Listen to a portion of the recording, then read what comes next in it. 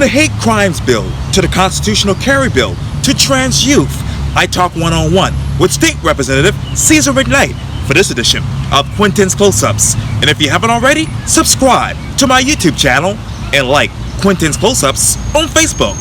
State Representative Cezar McKnight, welcome to the award-winning Quintin's Close-Ups. Thank you. Thank you for having me, Quintin. It's a pleasure to be here with you today. You're welcome. I used to see you a lot around here in Charleston, so it's good to talk with you. I know, obviously, you are obviously a state representative representing portions of Kingstree and Williamsburg County, and there's so many things going on in the South Carolina State House right now. Who is Cezar McKnight as state representative?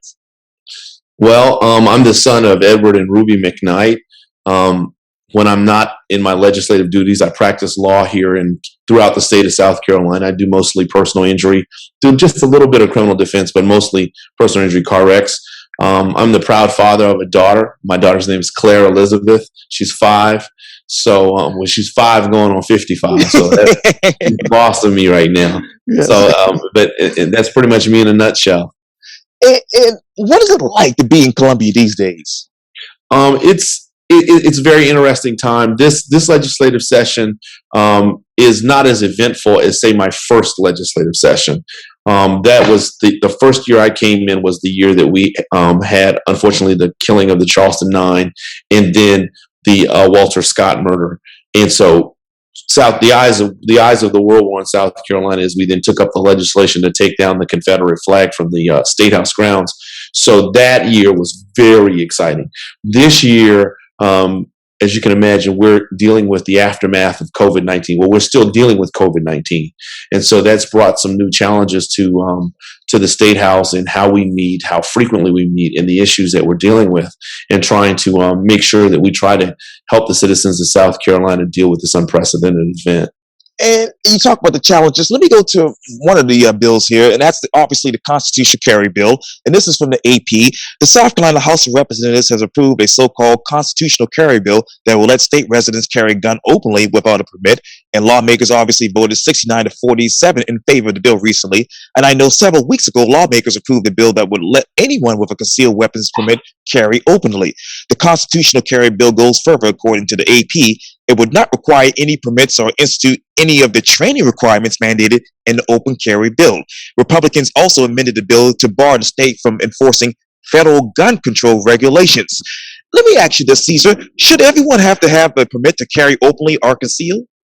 I believe that people need a permit to carry concealed, and I'll tell you why. There's a requisite amount of training that goes with earning the permit. You have to have 4 hours of class time, 4 hours of range time.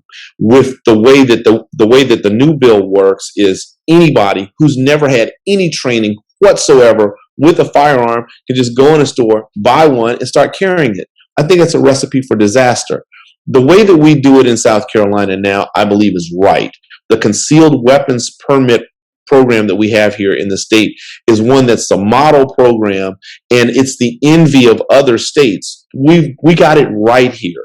You got to have, you need basic firearm training in order to carry one.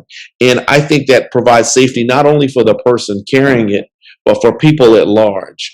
And so changing this is unnecessary, and I think it puts us at risk, because I don't want to be surrounded with people who've never had a firearm, never carried one, and now are suddenly just walking around with it. What are they going to do? Accidentally drop it, shoot themselves, shoot someone else? Some training is necessary for firearms. And with the background check that we have, we get to know that the people that are carrying are good citizens. And you have to get your fingerprints taken. Right. And so I just find the way that we do it now is good, and there's no need to try to fix something that's not broken. Now, should a SLED do the background check to determine if a person should carry openly, just like it's done for the concealed permit? Yes, I think you need a SLED background check. Number one, you're checking not only for the criminal background, but sometimes people have been adjudicated mentally ill, and therefore they're not allowed to carry a firearm. So we need to know who's trying to carry a firearm and so that we can prohibit the people who aren't supposed to have them from having them. Now, several weeks ago, why didn't the opinions of law enforcement carry any weight in the House of Representatives? Because there's a zealous group in the legislature that wants constitutional carry. They've been hearing from their constituents, and normally when law enforcement says they don't want something, that usually wins the day. But in this rare instance where everybody on the extreme right has this fervor for constitutional carry, that won the day and overcame the voice and dissent of law enforcement. At that time, I read that law enforcement experts actually testified against the bill. Has anyone in the House of Representatives studied the impact on terrorism? I haven't seen any studies or information that show that there's going to be an impact with regard to tourism. There are states that already allow open carry. Florida is one of them. And as you can imagine, Florida's main industry is tourism. So I don't think that it's necessarily one that someone's taken the time to study. And looking back, would an open carry with a training bill over the constitutional carry bill been a good compromise in your mind? Oh yeah. I like the idea of concealed weapons, because when I sit down at a restaurant with my child, I don't want to see someone having a firearm unless it's a law enforcement officer, so who we know have gone through several years of training to carry one. So I think concealing it just creates a more hospitable atmosphere. But if we had to have open carry where you can just have it on your hip, I definitely want a person who's carrying a firearm to have some minimum amount of training. How could you explain that open carry protects and enhances Second Amendment rights? I don't know that it does. I'm a big proponent of the Second Amendment. I grew up in rural, and let me just tell you this. I grew up in rural South Carolina. My mom and dad owned a nightclub, a liquor store, and my father had a taxi cab service, and he was a bail bondsman. Feels that you need a firearm. And we have great law enforcement officers here in Williamsburg County, but because the county is so big, so spread out and rural, if something were to happen to my parents or someone like them, the police wouldn't get there in time to prevent it. So I'm not going to do anything that prohibits law-abiding citizens from having the ability to protect themselves and their family. That being said, I don't know that just open carry enhances that in any way. It just doesn't. I just think it's unnecessary. People deserve to own a firearm. I'm not going to do anything to impede that, but we also have to have good common sense legislation that protects the public safety. And we have that now with concealed carry. And how and why do you believe that many people's Second Amendment rights have been diminished with the current concealed weapons permit? It hasn't. No one. In fact, the current concealed weapons permit program enhances people's Second Amendment rights. It gives them the ability to carry, because without a concealed weapons permit, the only way you can carry a firearm legally is to be inside your automobile in a closed compartment, or you can carry it to and from your car to your home or your car to your business. With concealed carry actually enhances it and allows people to carry it in several instances where we don't prohibit bringing firearms by law. So concealed carry, to me, enhances a citizen's Second Amendment rights here in South Carolina. And let me ask you this, because I'm looking back to then to right now. How is the state going to regulate that when the concealed weapons permits are running 4 to 5 months behind? I don't know. And remember, they're running behind. They may have been running behind prior to COVID, but you can imagine that COVID has greatly lengthened the time. For everything, from mail to everything. So I don't know. That's one I don't know. Yeah, how will constitutional carry help anyone in your district? I don't know that it will help anybody in my district. I guess they'll just get a chance to walk around with their gun on their side. Why they want to do that, I don't know, but okay. But help in the sense of making life better, I don't necessarily know that it does. Is anyone who paid for a permit going to be actually reimbursed by the state? From my understanding, there's no provisions to reimburse people for their permits if we pass constitutional carry. And would this bill only increase the steady parade of gun charges for the local solicitor's office? It could. It very well could. It could. And I don't want to see people charged, more people charged, I think we've got a bunch of law-abiding citizens, and I think, as your question suggests, there's a potential for people to inadvertently run afoul of the law. And I know that it says the consequences of striking the minimum education requirements for carrying a firearm. Let me ask you, Caesar, what are your concerns there?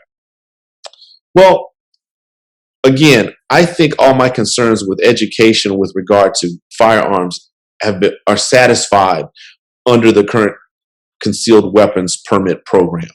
I have a concealed weapons permit, so I'm very familiar with the class. You have to sit down, learn what the gun laws in South Carolina are, learn where and when you can't carry a firearm, learn the proper way to recognize businesses that don't want it. So I don't see a problem with it at all. I'm a big fan of it. Are there enough precautions in this particular bill? In the carry bill? Yes, No. sir. In our current concealed weapons permit program, of course, yes. And let me turn over to obviously another big topic right now, and that's obviously the hate crimes bill. Let me ask you bluntly, why don't they just enforce the regular crimes that are already on the books?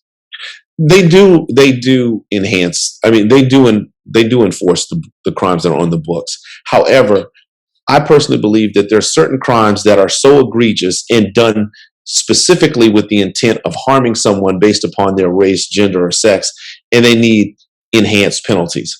Classic example here in South Carolina is, of course, Dylan Ruth's murder of the 9 people at the Mother Emanuel. That was a hate crime, and he deserved to have, if we had the bill then, he deserves to have the fullest extent of the law enforced upon him. So, and it also says to everyone in our state that we value everyone, regardless of their background, and that we won't tolerate people targeting people just because they may seem a little different with regard to color, race, creed, or sexual orientation. Let me turn to the economy. With the COVID situation affecting the state economy so badly, how has it affected sales tax revenues in your district that are needed for funding transportation and other projects? It's greatly affected my district.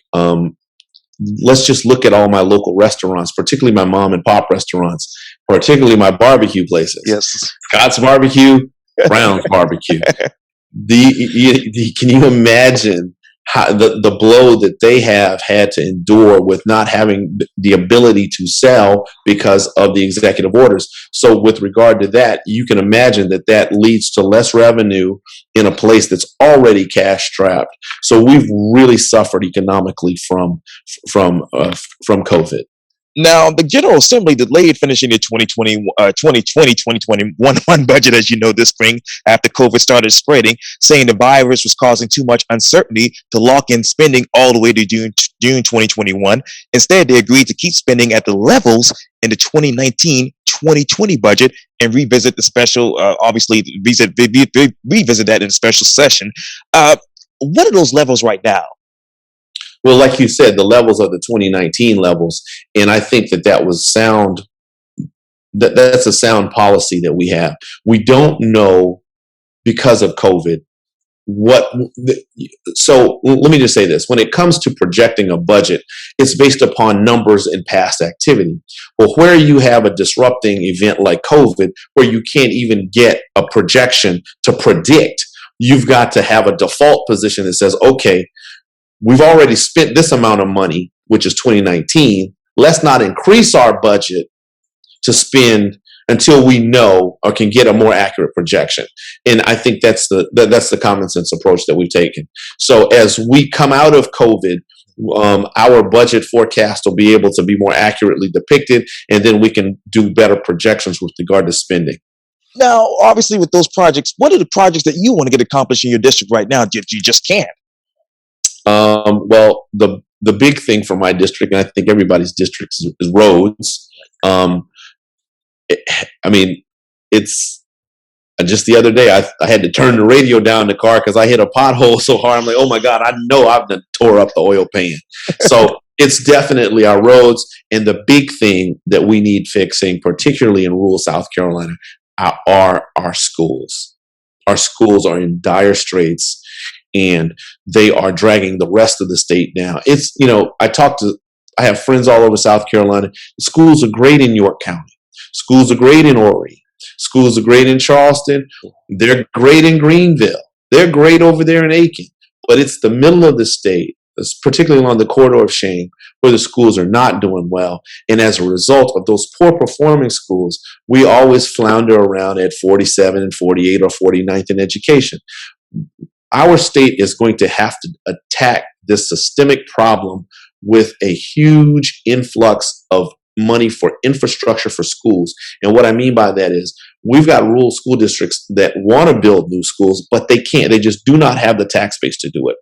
We're going to have to come up with a program on the state level that gives these districts money to build these new facilities, or else we're always going to flounder where we are usually we're usually last in education nationally. That's not acceptable to me. What is the tax base in your district? My tax base is mostly, it's kind of hard to figure. When I just saw a projection that said 35% of my population in my district lives below the poverty level. So we took a major hit recently when we lost one of our major employers, which was Sykes. So in the prospect of new businesses to give us a tax base, it's kind of dim. There's some things we're working on long term, but right now it's not so much. How much money does your district need for these actual schools that you want to build? Well, I can't give you those numbers because I don't know, because I haven't had a conversation with the school board about that. Okay. But right now, my school district has 3 high schools. One of them graduated a senior class of 42 students. Another graduated a class of 73 and another one of 113. That tells us that we don't need 3 high schools in Williamsburg County. We need 1, and consolidation would give us more bang for our buck. It's less facilities we have to take care of. We're able to get better teachers and everything else. So while we need the money from the state, we desperately do, there's also things that we need to do locally to be more fiscally responsible. Speaking of which, obviously, there's a big talk about internet and utilities. Should the state of South Carolina make internet a utility? Yes, absolutely. Internet right now is analogous to what electricity was for my father's generation. My father told me about when they first got electricity. And I recently saw a young man, the county library is 1 street over from my office. And during the height of COVID, I saw a young man sitting on the steps of the library. And what was he doing there? That was the only way for him to access Wi-Fi. So he had to leave home, go to the county library, and sit on the steps and try to do his work and try to be in school. That tells you that internet's going to be essential to the education and well-being of our citizens. So yeah, it needs to be a utility. And where should fiber lines be placed in your district? Everywhere. And we're going to have to figure out a way to do it that's not just profit based. We created electric co-ops around the country, because if we waited on a profit-based system, rural areas would never get electricity because there wouldn't be enough profit to incentivize businesses to come. So the state had to create things like Santee Cooper, make our man-made lakes so we could have hydroelectric power, and thus have our co-ops so that they could provide power to all of South Carolina. And it's going to take the same of incentivization for broadband as well. Let me expand on education just a little bit. I know the General Assembly repealed teaching to Common Core standards, but the use of ACT is aligned to the Common Core standards. Why wouldn't the state adopt a more age, grade, and developmentally appropriate standardized tests like Iowa, which is not aligned to Common Core and most private schools use? I'm not really aware. That's really not one of the things in my wheelhouse. I'm not on the education committee, but I think the Common Core started out with a lot of things with good intentions, but its actual application turned out to be bad.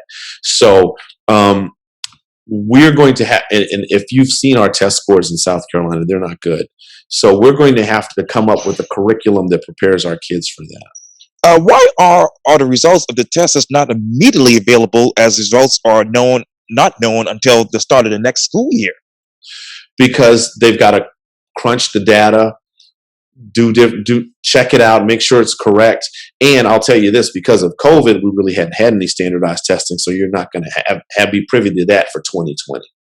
Yes, sir. Now I know that we have a 10-point grading scale. How many more students have actually qualified for lottery scholarships? I'm not sure about that number, and I'm sure that number has been greatly diminished because of COVID, because kids haven't been able to be in school the way that they could have been the last school year.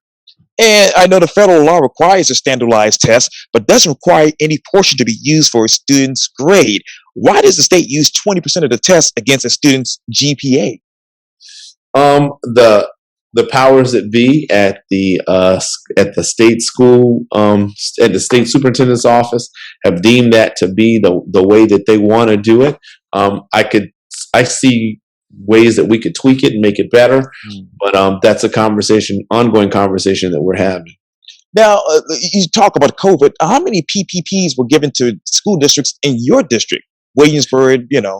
I don't think of my school district's got any PPPs.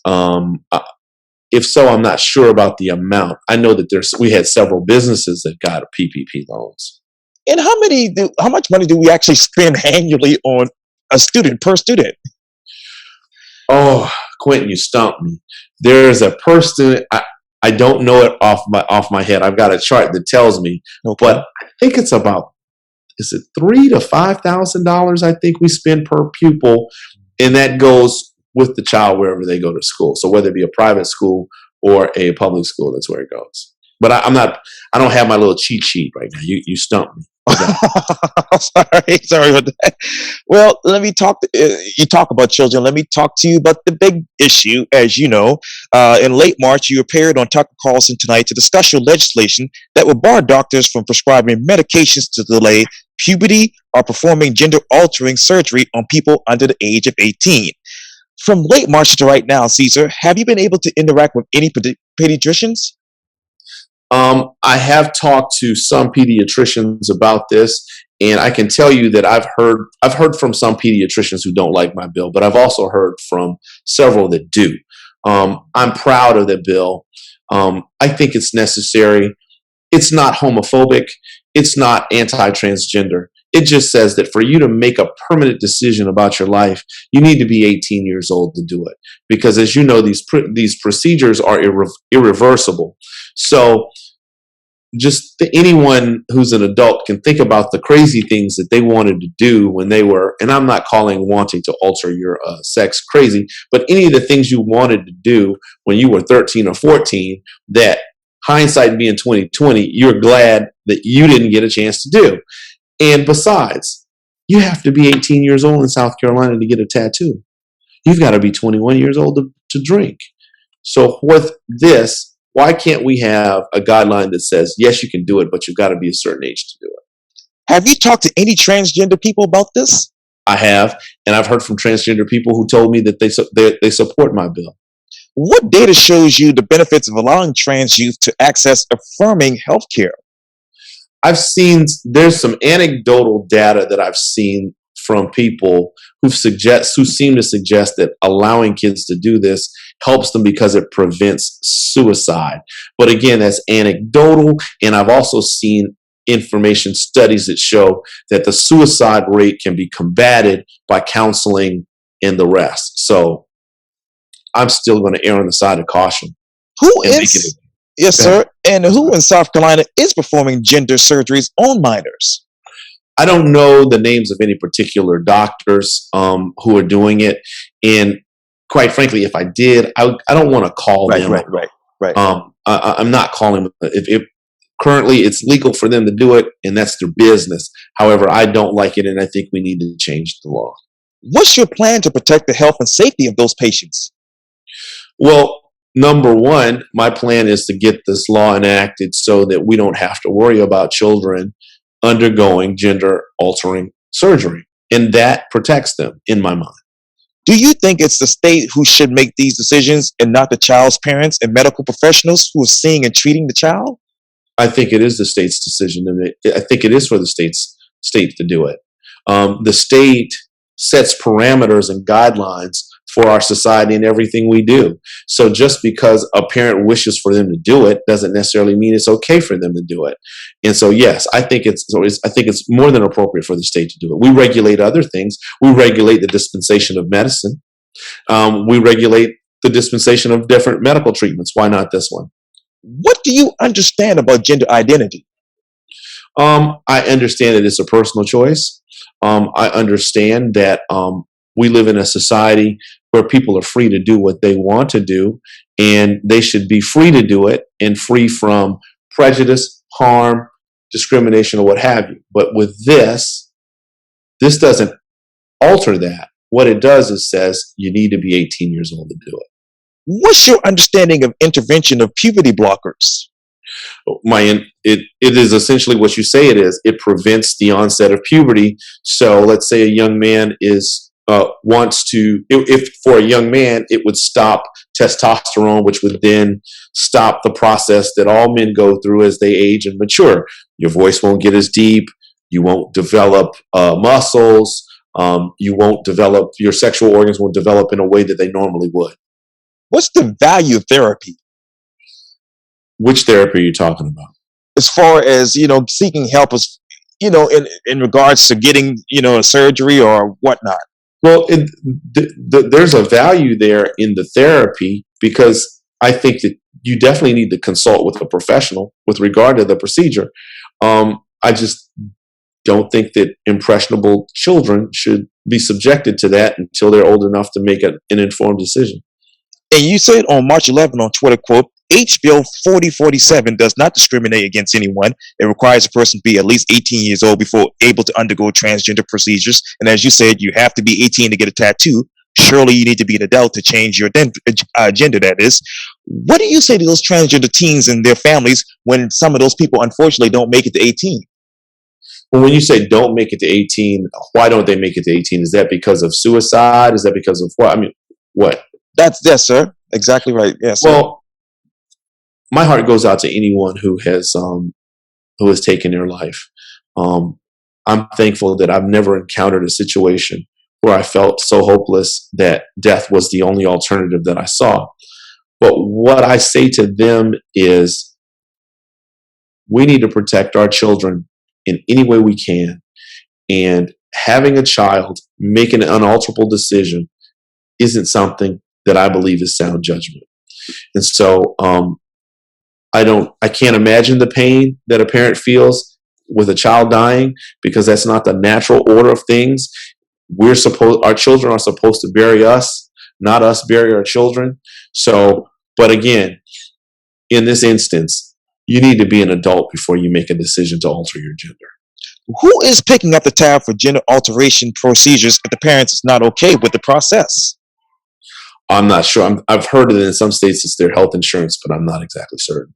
How many trans kids are actually getting surgery, and how many of them are simply getting prescriptions? Nationally or in South Carolina? South Carolina, yes, sir. I haven't seen any data that tells us how many children do that. Would this particular bill include banning circumcisions until 18 also? No. Okay. What best practices should be included in the bill to prevent depression, anxiety, drug abuse, and other destructive behaviors with trans kids? Definitely counseling. We need to make mental health counseling more available to people in South Carolina. That's something we've known for years. Whether it be transgender people or heterosexual people, we have the dark horse in the room in South Carolina, in the nation, is mental health, and we don't offer enough treatment for that. Would you legally restrict any other medical procedures? None that I can think of right now. What if people want to be intertold, and tons of people who aren't trans are pharmaceutical dependent? I'm not sure I follow your question. Yeah, what if people want to be intertilled, that is, and tons of people who aren't trans are pharmaceutical dependent? I don't understand the question, Quinn. I really don't. What if, when you say, what's the word you're saying? Oh, infertile. I'm sorry. It's okay. What are you asking me? Yes, yes. What if people want to be infertile, and tons of people who are trans aren't pharmaceutical dependent? Sorry about You that. said, what if people want to be infertile? Yes, that's right. I'm sorry. I'm so sorry about that. Okay. Yes, sir. If someone wants to be infertile, Right. That's right. that's fine. But again, I think you need to wait till you're 18 to do that. Yes, sir. Sorry about that. My It's okay.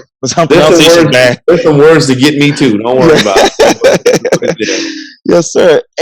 And let me talk to you about that clause regarding school staff. Is that discriminatory? No, I don't think it's discriminatory. You need to tell, if schools need to inform parents what's going on with their children. It's not about protecting children. It's not about hiding things from parents. It's about informing parents so they can help their children. Teachers spend more time with kids than the parents do, in large part during the waking hours of the day. Right. So help me be a better parent by telling me what's going on with my child. Would you say no to insulin for anyone under 18? Insulin? Absolutely not. Okay. In fact, I've just co-sponsored a bill to cap the price of insulin in South Carolina at $100 because the price of insulin is skyrocketing, and that's not fair. Okay. Why does anyone need to be terraformed their body to be authentic? Why does anyone need to? I don't know that anyone needs to terraform their body to be authentic, but if an adult wants to alter their body, that's their choice. An adult, not necessarily a child. State Representative Cezar McKnight, thank you so much for your time. And again, welcome to the award-winning Quintin's Close-Ups. Thank you. Quintin, have a blessed day. Likewise.